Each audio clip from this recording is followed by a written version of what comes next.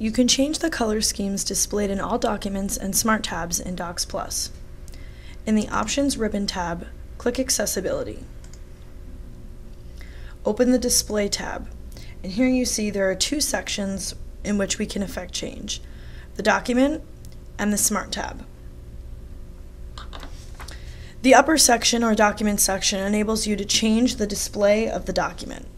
Here we can change the default document magnification if we'd like to, as well as always using a particular font, let's say maybe our Dyslexie font, as well as the size and how bold it is.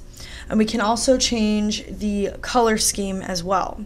There are several that you can choose from: high contrast blue on yellow, high contrast black on white, or you can create a custom color scheme.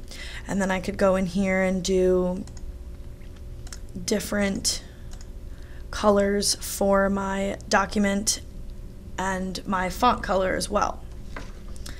The lower section enables you to change the display of a Smart tab. This includes word bars, workspaces, the predictor, and the spell checker.